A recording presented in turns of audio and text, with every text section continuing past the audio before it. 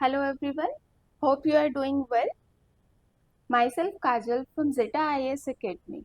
Today in this lecture, we will study about GS1 2024 history questions, also analyze one by one and what's the demand of the question, how to approach the question and how to make your question more presentable. So let's begin with the lecture. If we see 2024 examination, GS PYQ in 2024, there were total 6 PYQs.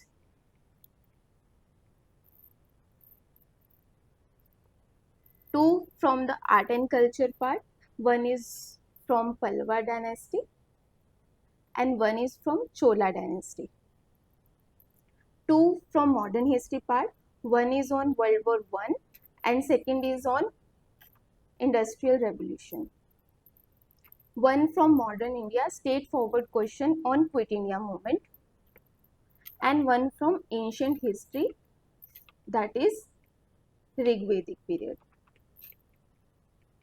So total 75 marks are given to history part. So let's begin with the ancient history question first. So first the question says, underline the change in the field of the society and economy from the Rigvedic period to later Vedic period. So what's the demand of the question? First, underline. Underline is a keyword here. Underline or highlight. What highlight changes in society, first part, and changes in economy, second part. From where to where? From Rigvedic period to later Vedic period. So you know Rigvedic period started from 1500 BC to 1000 BC and later Vedic period from 1000 to 600 BC.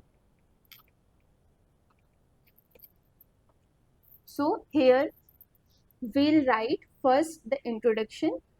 As this is 10 mark question, so we have to write 150 or 160 words only. So 1 or 2 line introduction on Vedic period. Then in body part we divide two sub parts. One is changes in the society from Rigvedic period to later Vedic period, and then changes in economy from later Vedic period to Rigvedic period, and then with the conclusion. So let's begin. First, intro. So in intro we can write about the Vedic period. The Vedic period from 1500 to 600 BC contribute to the evolution of Indian society and which transit from pastoral, nomadic, tribal to land-based urban society. So what? The Vedic age from 1500 to 600 BC contribute to the evolution of society in which pastoral, nomadic, tribal society changes to or transit to urban land-based society. So this can be a good introduction for 1 or 2 lines. Now came the body part.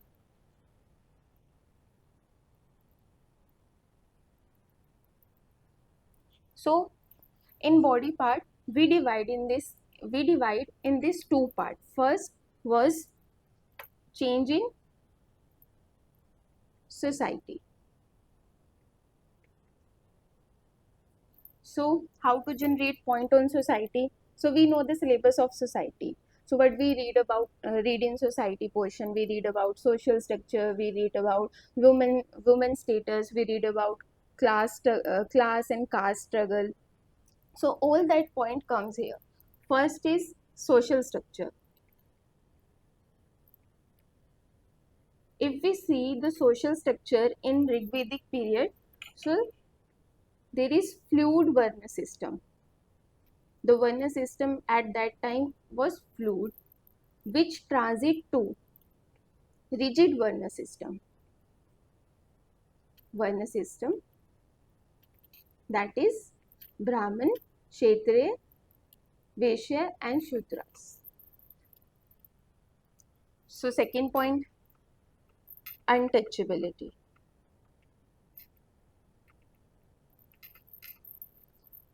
Untouchability. So in Rigvedic period, there is no mention about untouchability. But in later Vedic period, there is evolution of concept called concept of purity. So Rigvedic period, in early Rigvedic period, no mention of untouchability, but it transit to evolution of concept of purity. Then next point,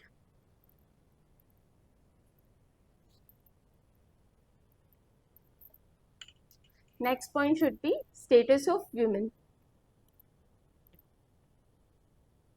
So in early Vedic period or Rigvedic period, there is egalitarian society. Women were present in political assemblies like Sabha and Samiti. But in later Vedic period, this women's status is declining. So in Rigvedic period,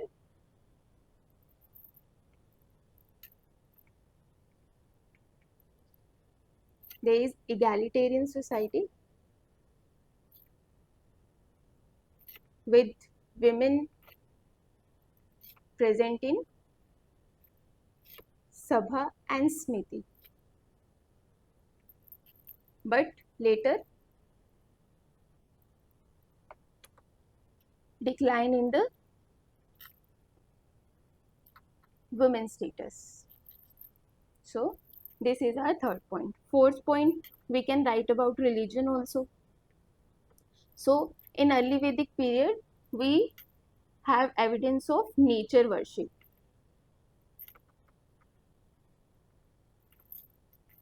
Like people tree. But in later Vedic period, there is monopoly of priestly class and Brahmins. Now fifth point. Now, but we should read in society. We also read about settlements also. So fifth point is settlement.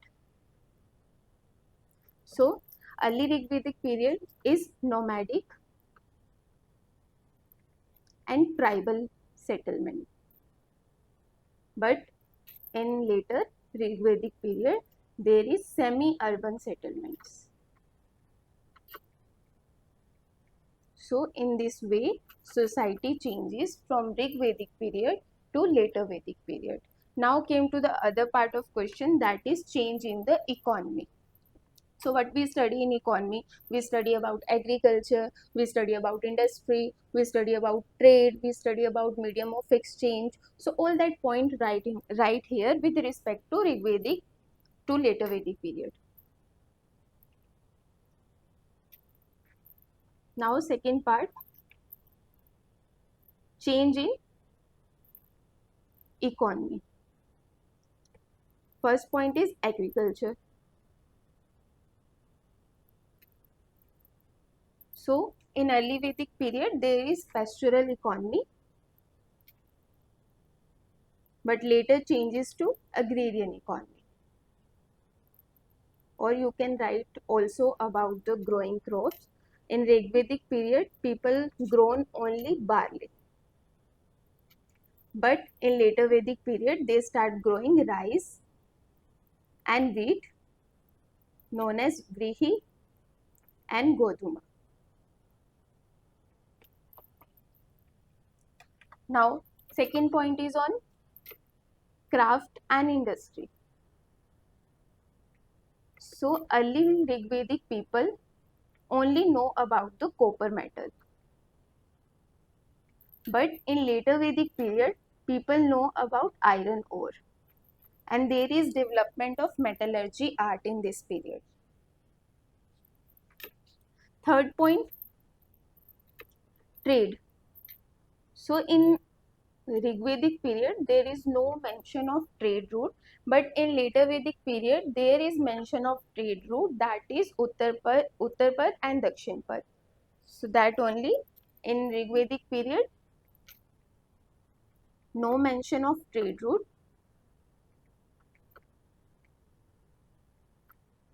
but in later Vedic period, there is mention of trade route, that is Uttarpatha and Dakshinpar.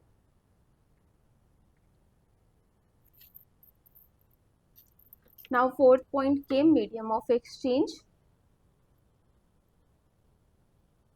So Rigvedic people do barter system. So here barter system is prevalent, but later it transit to coin system. Example में Nishka and Satna. So now came the conclusion part. So how to conclude this answer? Simple conclusion for 2-3 lines, that the later Vedic period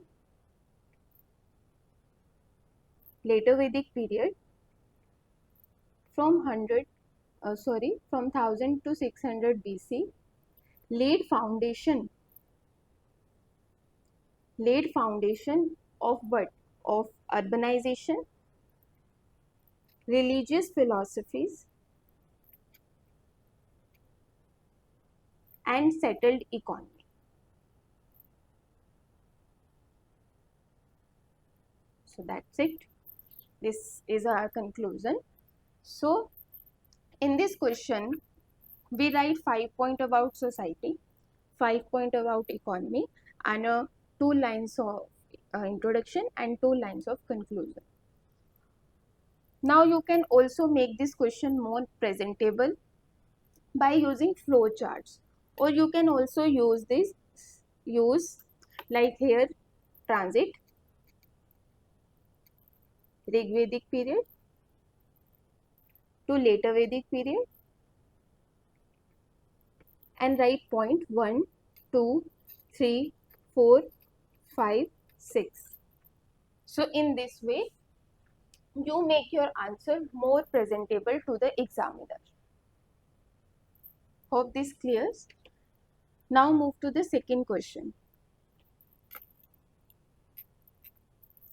Second question is of modern history. Simple straightforward question asked by UPSC, that what were the event that led to Quit India movement? Point out its result. So what's the demand of the question? First, we have to write that what event led to Quit India movement, and second, we have to write about the result of Quit India movement. So simple, in this question there is 2 parts. One is causes or event led to Quit India movement, and second is consequences of Quit India movement. So in introduction part, this is also 10 marker question. So you have to write in 150 words. In introduction, simply start with Quit India movement, that Quit India movement is launched by Gandhiji on 8 August 1942 with the objective of complete independence, mark a turning point in the India struggle of independence. So simple, Quit India movement launched by Gandhiji on 8 August 1942 with the objective of complete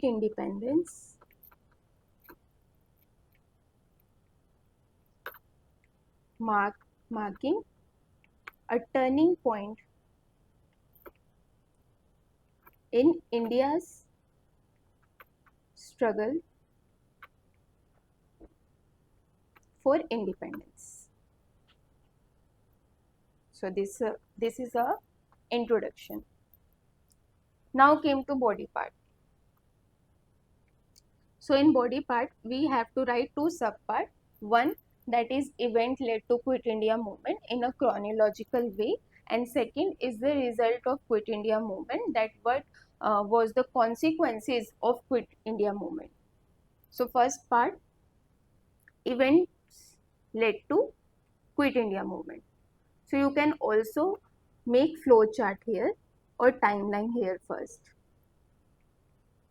So timeline, first World War II, 1939, then INC demand, 1940, then came August offer of Lincoln-Blow, 1940, then came what? Then came Chris, not Chris movement, then came individual satyagraha,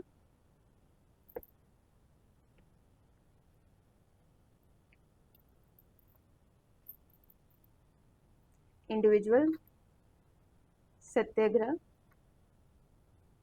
then came failure of Chris mission, 1942, then came Japan threat of invasion.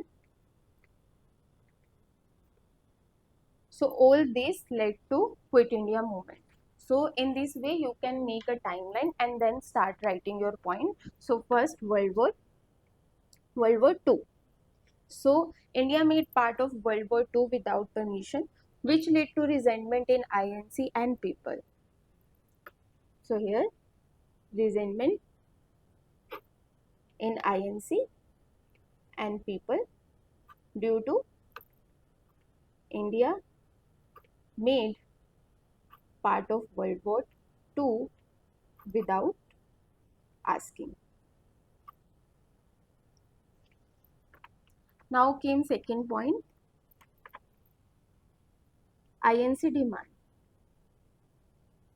1940, INC demand from Britisher that yes, we'll support you in World War II, but for that you will transfer immediate power to us. So this demand is rejected by Lincoln-Blow, and then came the August offer. August offer, 1940. It gives the Dominion status, but what we want complete independence. So again failure of Crisp mission. Sorry, not Crisp mission, August offer.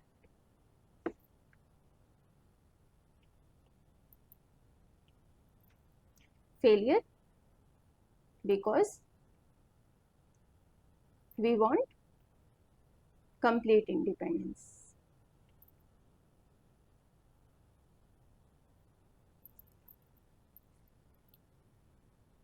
Now fourth point came individual satyagraha.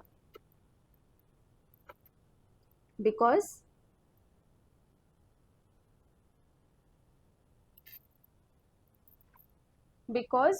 Britisher was not responding positively, so here started individual satyagraha. Then came failure of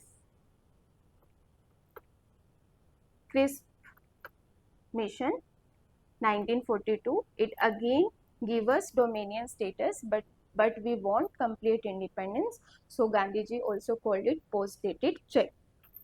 Now came Japan threat,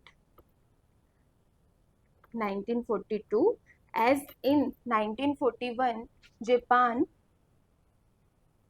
attacked US, and also there is fall of Singapore also, and invasion of Burma also. So there is a threat of Japan invasion to India.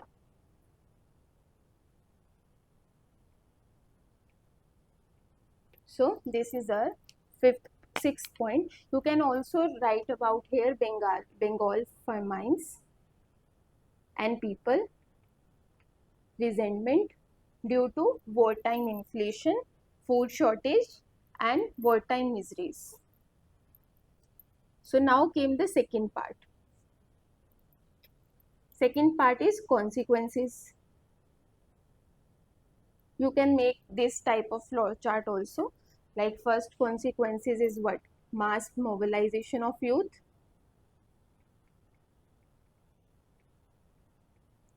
Second is active participation, because in QIM, Quit India movement, there is first time princely state participated, and there is active participation of women, peasant, middle class. So active participation. Then came parallel governments. You can give examples of Balia, Stara. Then what came? Then came the Quit India movement also harmed British morale to administration in India. Now Britishers know that without the people's support, without the Indian support, we are not able to administer administration in India. So this is one of the consequences. Mahatma Gandhi ji fast also is one of the consequences of British brutal repressive policies after Quit India movement, because all of the leaders after Quit India movement were put into jail, and this Quit India movement was also known as leaderless movement due to this. So here leaderless movement, because all leaders were put in jail by the Britishers. So in this way, you have to write about the consequences of Quit India movement. Then came what? Then Quit India movement also set stage for post independence negotiation. So after Quit India movement, there is a post-war negotiation also, and then came the Cabinet Mission 1946.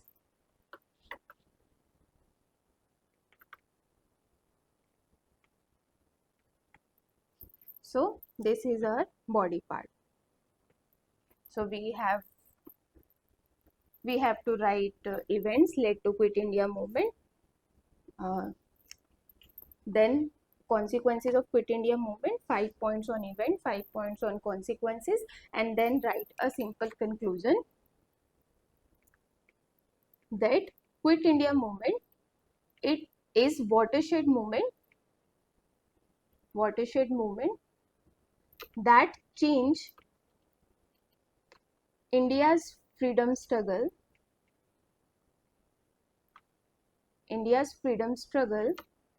to mass civil resistance. So this can be a good introduction, that Quit India movement is a watershed movement that changes India's freedom struggle into mass civil resistance. So hope this clear. Then we move to our next question of art and culture. So in art and culture part, there is two questions. One is on the Pallavas of Kanchipuram and second is on the Cholas. So first question, estimate the contribution of Pallavas of Kanchi for the development of art and literature of South India. So what's the demand of the question? Again, it is 10-mark question. We have to write 150 or 160 words. So first we have to write about the Pallavas of Kanchipuram and their development of art and literature. So here we have to write about Pallava's dynasty, development of art, 1 point, and second, development in the literature. So in introduction, you can write about the Pallavas dynasty, that Pallava dynasty of Kanchipuram,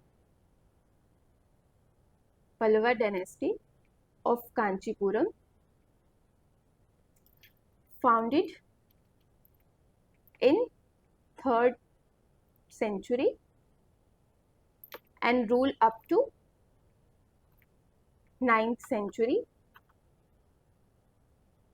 contribute to Dravidian art and Tamil literature.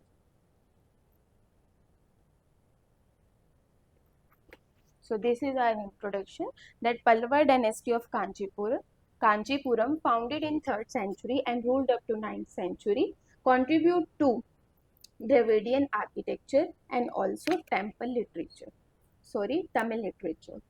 Now came the body part. So in body part, you have to write about first development in art and second development in literature. So we know the syllabus of art and culture. What we read about art and culture, first is art form. So art form के अंदर क्या क्या आता है? Art form के अंदर we read about dance, we read about music, painting,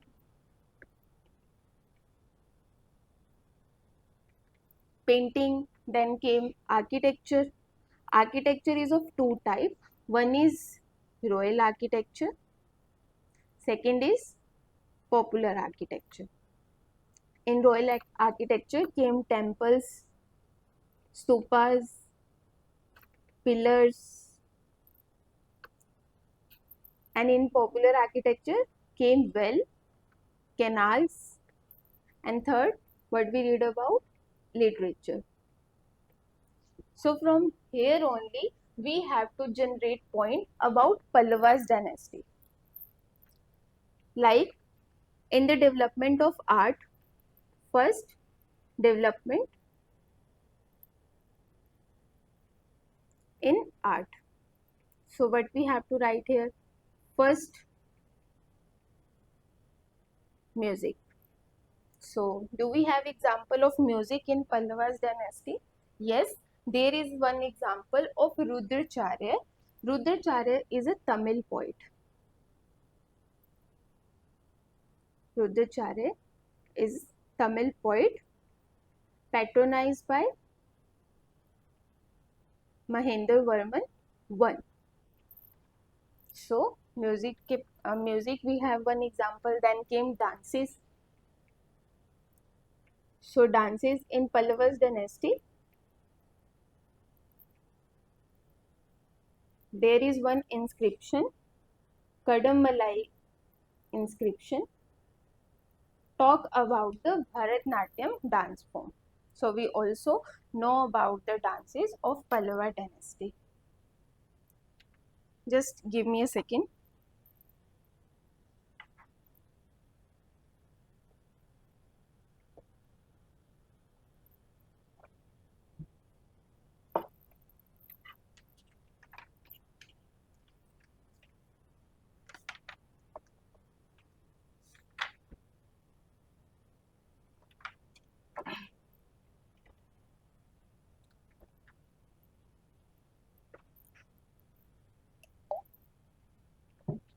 So now came to third point. Third point is painting. So painting example in Pallavas dynasty. So fresco style paintings were there, like Raja Chola. Not Raja Chola. So there is an example of Mahabharata painting. Mahabharata painting in Mamlapuram temple.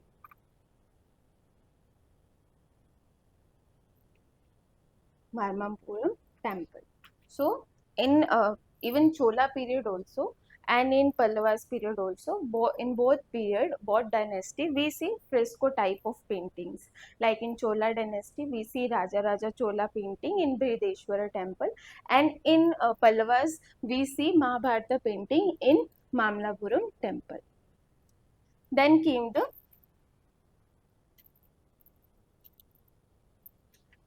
the fourth point is architecture. So architecture को भी हम 2 points बना सकते हैं. First is royal architecture.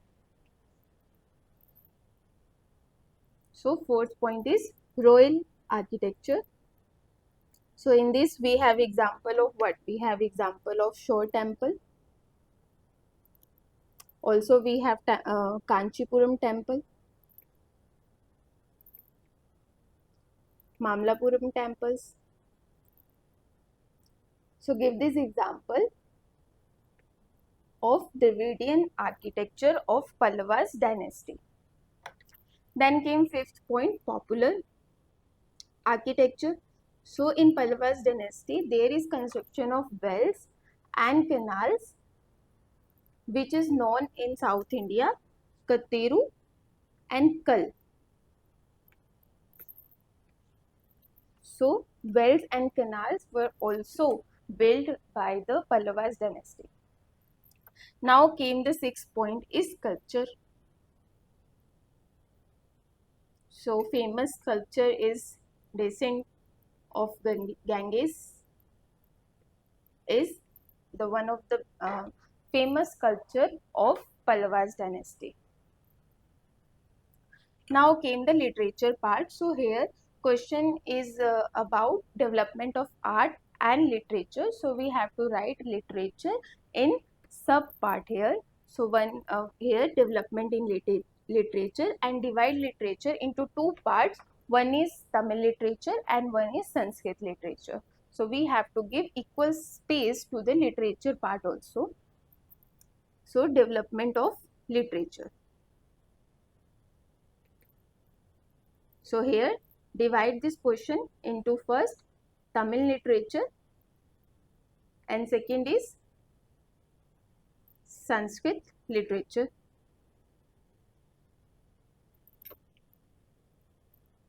See, in Sanskrit literature,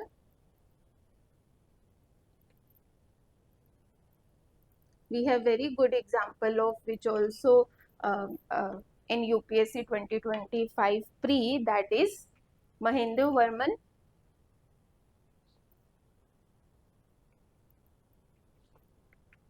Varman poetry, that is Metavasa. Sorry, Mahendra Varman. Sanskrit poetry is Mata Vilasa Prahasana. So this poetry is by Mahendra Varman I. Then came the Tamil.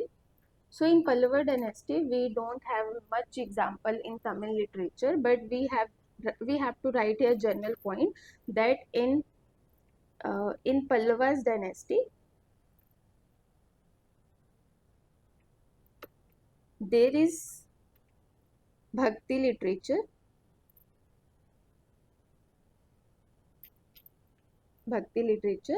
that is Alvas and Nayanmars. So in this way we have to write the body part of this question. First we have to write development of art and write 5, 6, 7 points on art, and then development in the literature divided into two parts, Sanskrit literature and the Tamil literature, and give example with respect to Pallava's dynasty.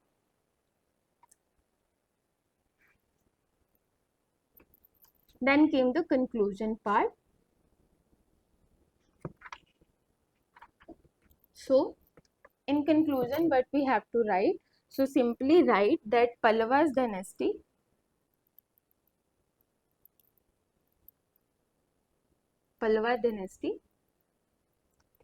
created the blueprint for Dravidian architecture,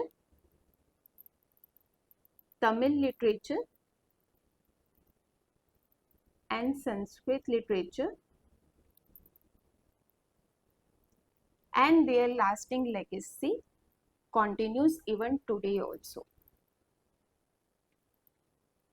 their lasting legacy continue even today in South India.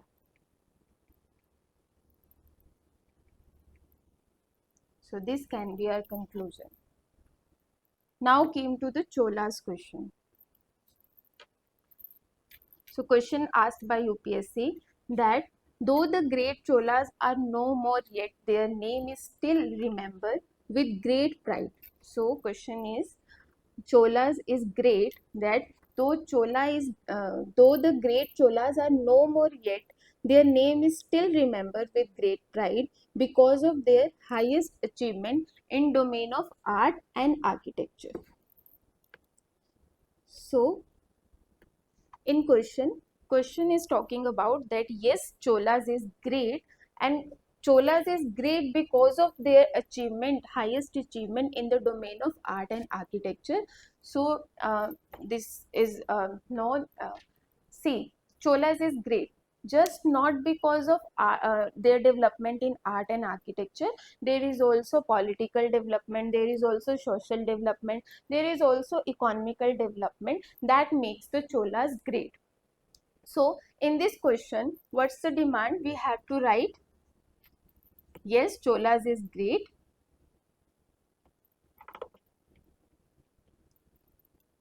Then in body part we have to write biggest or highest achievement in the domain of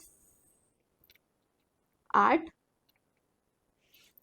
and architecture, and also write the achievements in other domains, or also write other contributions of Cholas dynasty, and then write the conclusion. This question is of 15 marks, so we have that space that yes, we have write another aspect of the question, that is another contributions given by Cholas dynasty that makes Cholas great.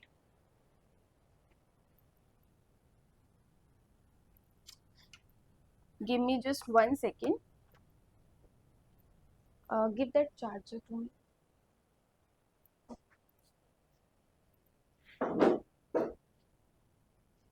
Yes. Thank you.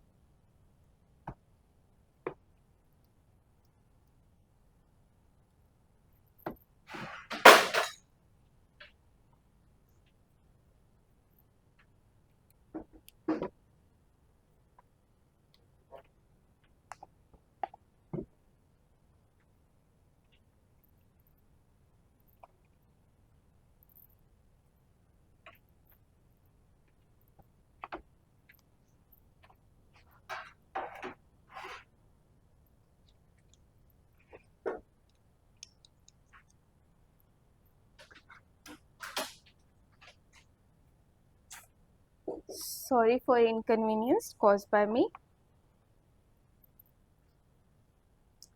So now came the, so let's start the question, how to write this question. So first write introduction. So in introduction, you have to write about the Cholas dynasty, that Cholas is a great empire. So Cholas dynasty is founded by Vijayalaya Chola in 850 AD with great contribution to art and architecture, and also give great contribution towards political, economical and social aspect. So, Chola dynasty is founded by the Vijaya in 850 AD with a great contribution to Dravidian art and architecture, and also give great contribution in political, economical and social aspect. So, how now came the body part. So, in body part, first we write the achievement of art and architecture by Cholas dynasty, and then we have to write about the other contributions of Chola dynasty. So again we have to generate point on art and architecture of Cholas dynasty. So again same pattern, same, you have to recall the syllabus of art and culture part and then write the points here on art and architecture. So here first point on music. So here we have example of Cholas dynasty. In music, yes, there is foundation of Carnatic music. So in Chola dynasty, we see development of Carnatic music with the development of 7 notes, that is sa re ga ma pa. So second is dances. So yes, there is a mention of dances and also Devidasi system. There is mention of Bharatnatyam and Kathakali also.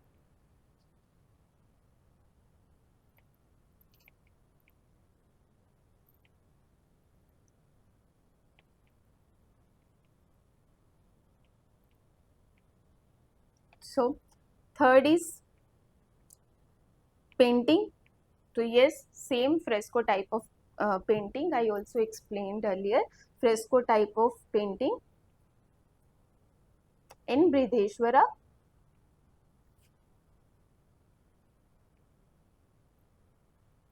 temple.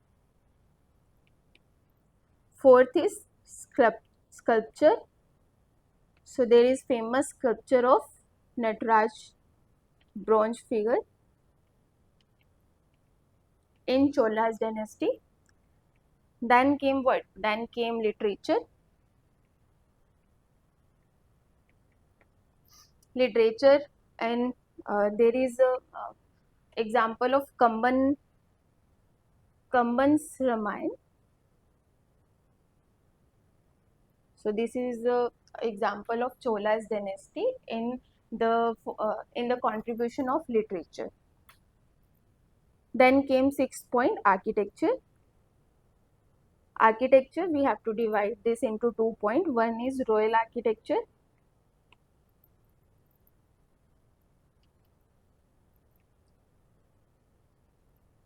Royal architecture. So here we have example of Bridheshwara temple, Gangai Kondapuram Chola temple. So Gangai Konda Cholapuram temple, Bridheshwara temple,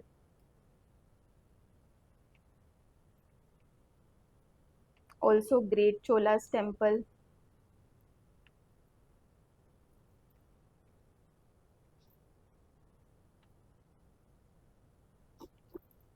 Now came the 7th point, that is popular architecture. So simply write, yes, Chola dynasty also construct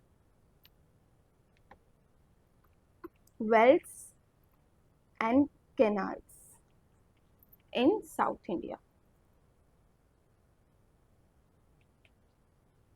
So now came the second part, other contributions as well. So other contribution by Chola dynasty. So first, political, write 2 points, political contribution, write 2 points on political contribution, 2 point on society contribution, and 2 point on the economical contribution. So in political part, first is local self government, and second is imperial policy of Chola. We know that Chola invasion of Sri Lanka, even some part of Indonesia also. Second is society contribution. So in society contribution, one is secular society. Secular society. So at the time period of Cholas dynasty, there is presence of Buddhism, there is presence of Jainism and Brahmanism also. So there is secular society, and second is Tamil culture. So Cholas empire contribute huge in Tamil culture. Then third is economical contribution. So here gold coins. We know that majority of gold coins were found in Cholas dynasty.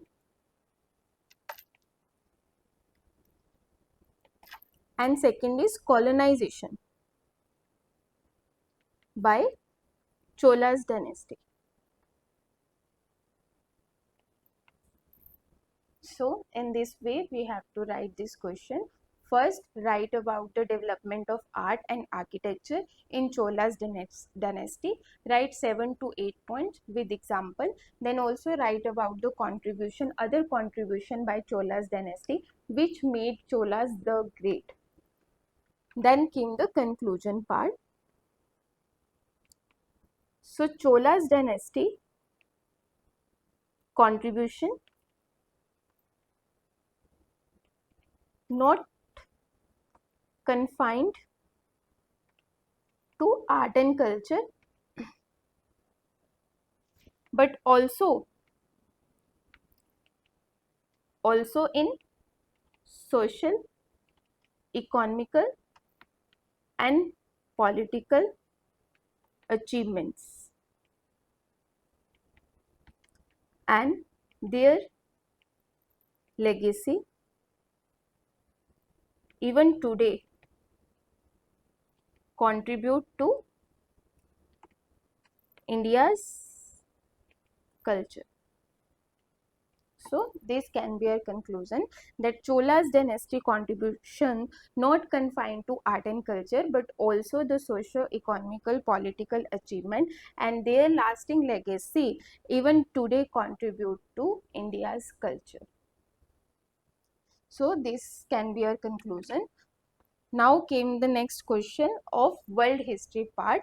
Then came the first question is, how far it is correct to say that First World War was fought essentially for the preservation of balance of power. So first keyword is how far or to what extent it is correct to say that First World War was fought as essentially, so here is also one keyword, essentially for the preservation of balance of power. So what's the demand of the question? Here we have to focus on how far or to what extent, that to what extent this cause, preservation of balance of power, is cause of First World War. So first we have to write about, yes, that preservation of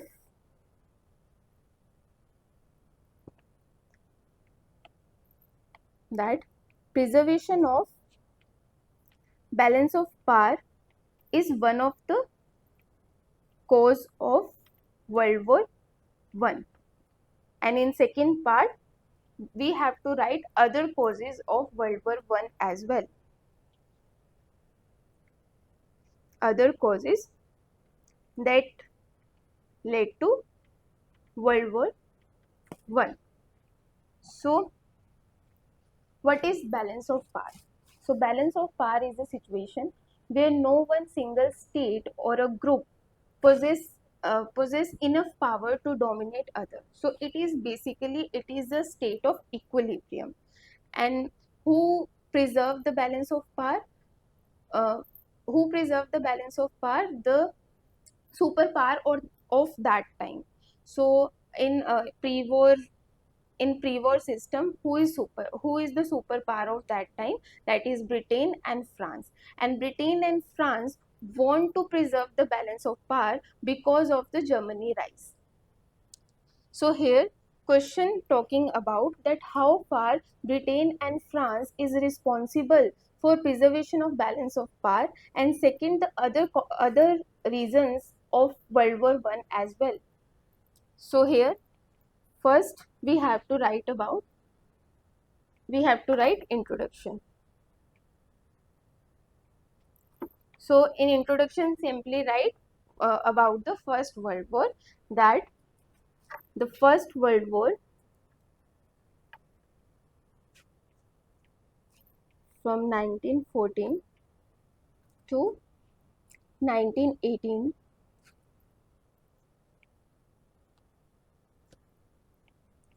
was fought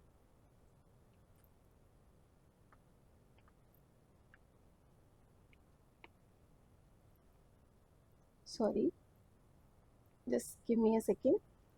Yes.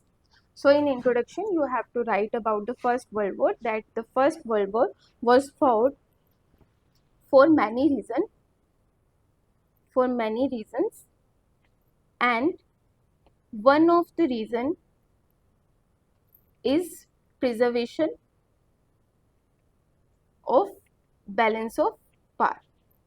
So this can be a short and effective introduction. Yes, that World First War was fought from 1914 to 1918, have many reasons, and one of the reason is preservation of balance of power. So now came the body part. In body part, you have to divide body in two subpart. One is balance of power and second is other reasons. So in balance of power, what you have to write? First, balance of power. First point is Germany rise. So we know that at that time Germany is rapidly rising, and this led to what? At that time, France and Britishers were in dominance. Now Germany is rising, so they fear that their dominance will lose. So here competing for dominance. Second point is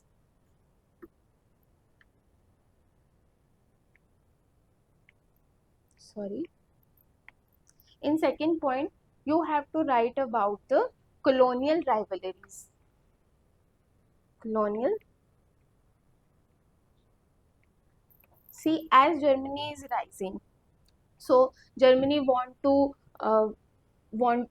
explore market. Germany want to colonize the territory.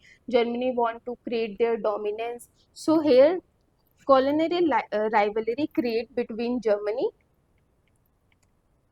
Britain, and France.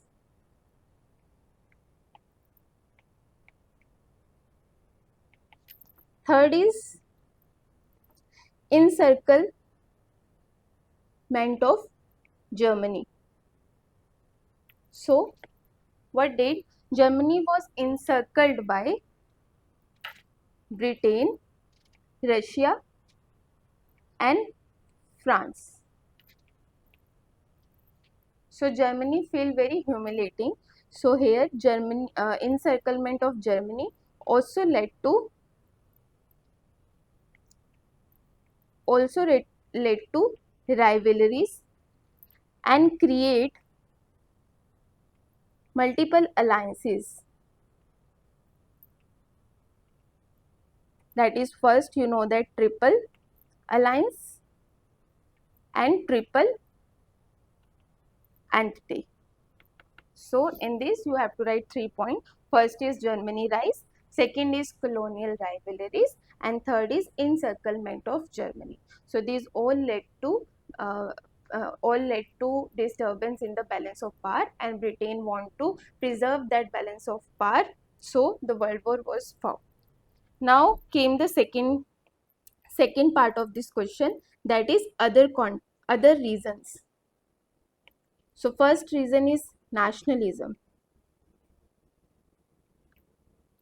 Second is imperialism and colonization, as at that time industrial revolution was going on, so every nation want to explore market, wants to have more and more raw material. So there is imperialism, and colonization also is responsible for World War One. Third is Serbian nationalism. See, at that time Serbia want to form a state known as Yugoslavia. So this means that if Serbia want to make that state, then the loss of empire for Austria-Hungary. So what Germany did? Germany support Austria-Hungary in this and make rivalry with Serbia. And Serbia was supported by Britain and Russia. So this also led to one of the reason of World War One. Fourth is Russia and Austria-Hungary conflict.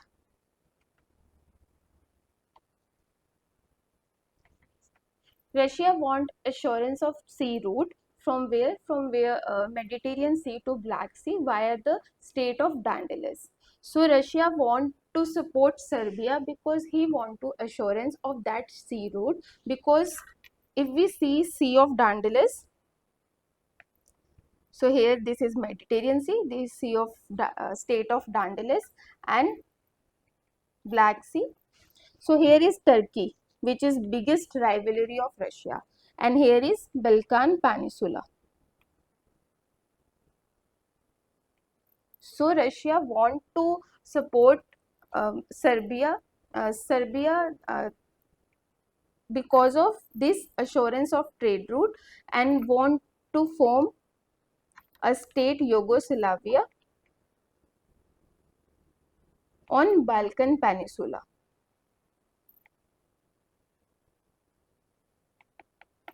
So here Russia made rivalry with Austria-Hungary Empire by supporting Serbian cause. So this is also one of the reason of World War One. So here you have to write 4 to 5 other reasons also that were the cause of World War One. Now came the conclusion part. So in conclusion, you may write that the First World War is not the First World War is not just about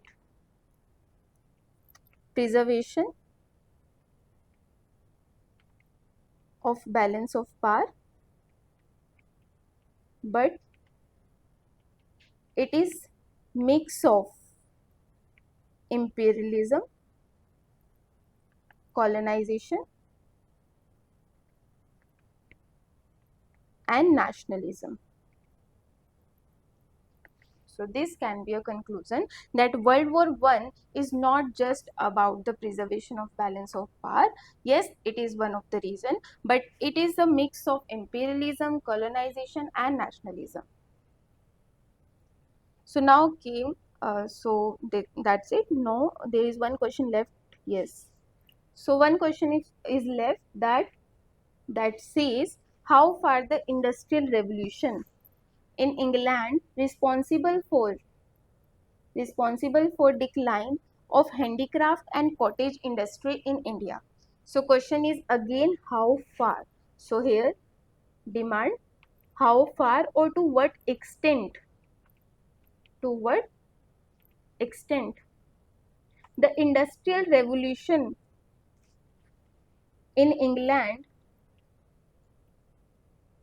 responsible for decline of handicraft and cottage industry in India. So in this question, first you have to write yes that industrial revolution in England is responsible for declining our traditional industry, but there is also other reasons as well. In second part you write about the other reasons as well, that other reason that contribute to the decline of handicraft and traditional industries. So here introduction, you can introduce this question by industrial revolution in England was started in early 1720s, which marked mass manufacturing and structural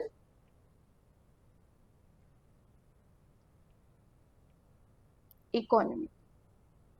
So for industrial revolution in England was started in early 1970s, which marked mass manufacturing and structural economy. So in this way you have to write your introduction. Then came the body part. So here first part you have to write that yes, industrial revolution in England is responsible for declining in handicraft industries in India. So argument in favor. So first point is yes, mass manufacturing of goods. So machine made goods were came to India that declined the traditional handicraft industries and craft industries in India. So machine made goods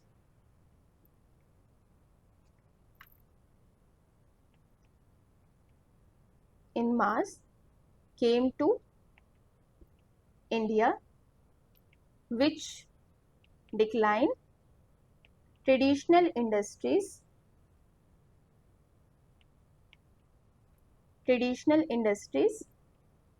in India. Second is tariff and taxes.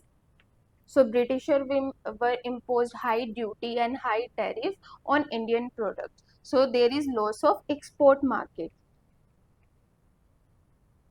So there is no export market for Indian products.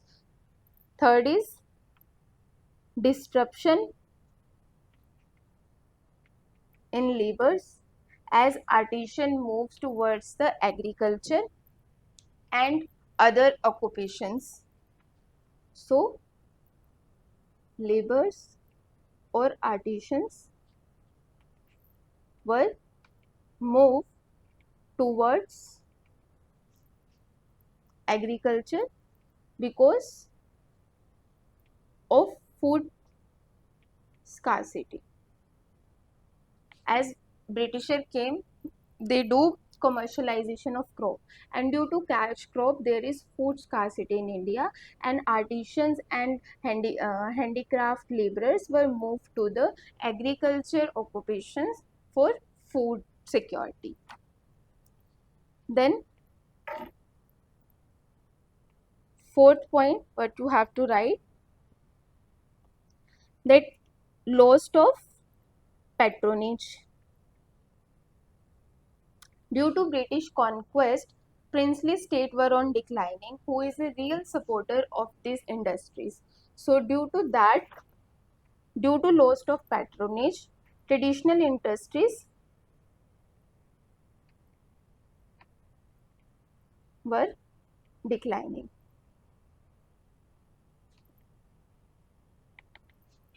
So in this first point is mass manufacturing of goods, that machine made goods from British came to India in a mass number, And second is tariff and taxes. So Britisher imposed very high duty and tariff on Indian export products, so there is loss of market. Then third point is disruption in labors. Because of food scarcity in India, laborers and handicraft move towards the agriculture for food security. And fourth is loss of patronage, as due to British conquest, British princely state were on declining, which was the real supporter of handicraft and traditional industries. So due to that, traditional industries in India were declining. Now came to other reasons as well. In other reasons, first is drain theory, drain of wealth theory by Dadabhai Naoroji is one of the reasons. Second is lack of innovation.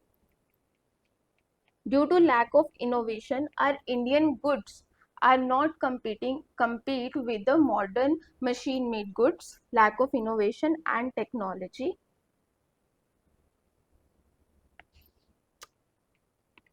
Third is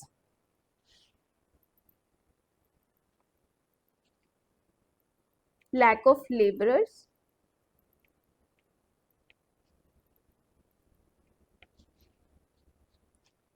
Fourth is or what loss of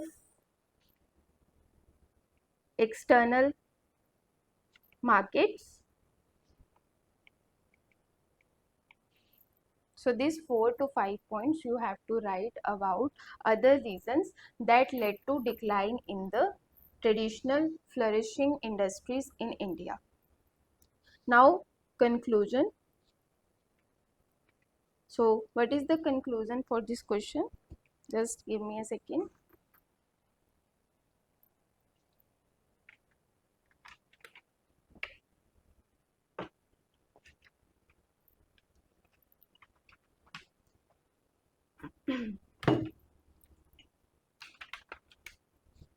So now what's the conclusion for this? So you can write about yes,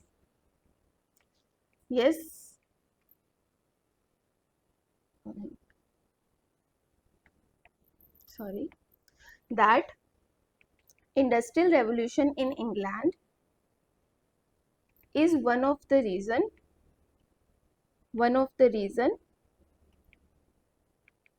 for declining traditional industries,